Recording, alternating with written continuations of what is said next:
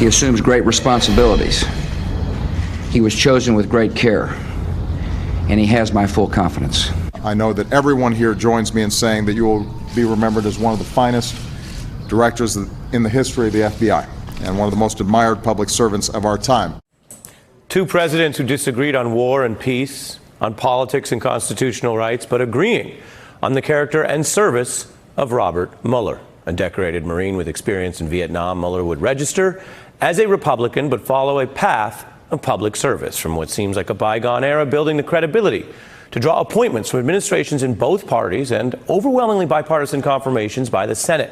He ultimately served in Senate-confirmed positions for 5 separate presidents and found himself serving in his 6th administration, the Trump Justice Department, with this special independent role that so upset the president.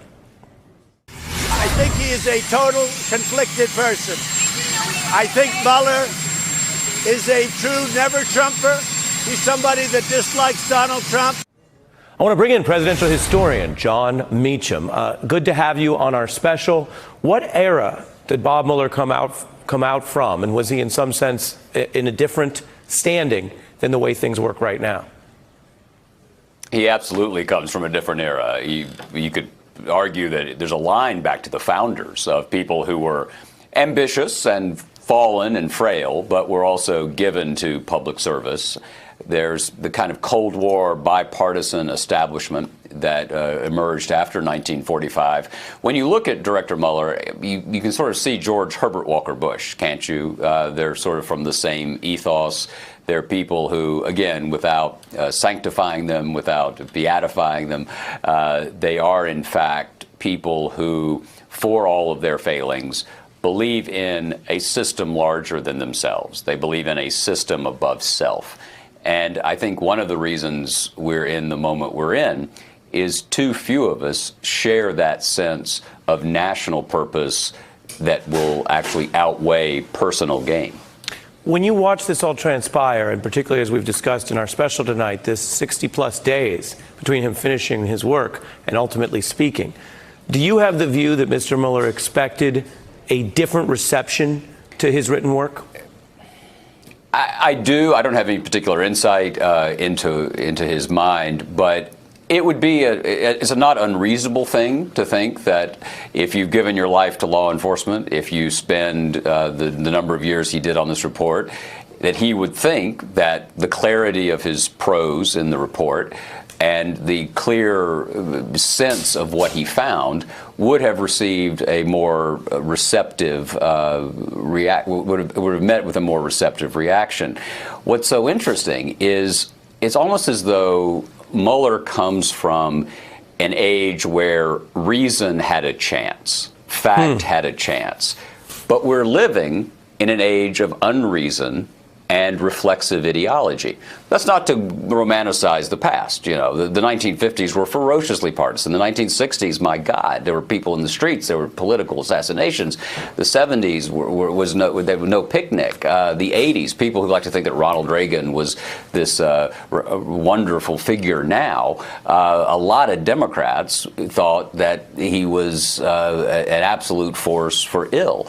So we don't have to romanticize the past to say that there was more respect for fact than there is today, and that comes straight from the top. The president understands, the reason he's president in many ways is he understands that enough people want to hear what they already believe, or something that fits into what they already believe, as opposed to confronting the difficulty of changing their minds in the face of contrary data. Let me push you on that, because we've been engaged in a little bit of a colloquy as we've explored this week together, John, and you're such a deep thinker on this. I wonder, you're speaking about one element of it, which is the ideological agreement, and that may go to what people want to hear.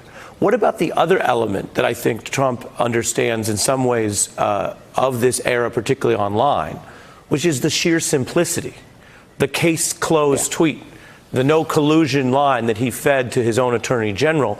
Because even before you get to your ideology, we all know that at times it is easier and calmer and feels better to just have the simple as opposed to the nuanced. And Mueller's speech, for those who liked it or didn't like it, was nothing if not nuanced. Oh, absolutely. It's hard to diagram some of those sentences. I have a hard time quoting them sometimes. I think you're exactly right. And I don't want to fall into the trope of the left likes nuance, sort of the old John Kerry line, and the right likes simplicity. Sure. No. That tends to be true. That tends to be true right now. But and one of the things we're going to have to deal with going forward in the country is if everything's reversed politically, will that tendency be reversed? It's an interesting question. I do think that one of the reasons sound bites work is they capture truths, or at least they capture, as you say, they seem definitive. And the president is a master marketer. And in fact, I would argue that he wouldn't be president if he didn't understand the vernacular of reality But television. aren't lawyers more than others? Aren't good prosecutors, of which people agree Mueller is one? Aren't they the most in touch with that? I mean, forget politics. Wasn't it Johnny Cochran who said, if the glove doesn't fit, you must acquit? A tweet before Twitter that captured something, not something that ultimately proved accurate in the legal sense, but something that proved strategic in the courtroom. I think that's exactly right, and I do think it's a fair. I think there are two fair criticisms of at least two of Director Mueller. One is the office. We talked about this earlier this week. The office brought a knife to a gunfight, or as you said, a Twitter fight. They did not have a Cochran. They did not have a Cochrane, your line was better, a Cochrane-esque summary of this. And that can be a problem. I've always thought that one of the things that historically we're going to look back at President Obama, for instance, is he was less given to pithy remarks in large measure because he saw all the complexity of it. You remember Tear Down This Wall. From Ronald Reagan. You remember This Will Not Stand from George H.W. Bush. So you do need that. What I think he did was, I think the one criticism is, could he really not come to a prosecutorial judgment, which is an interesting question.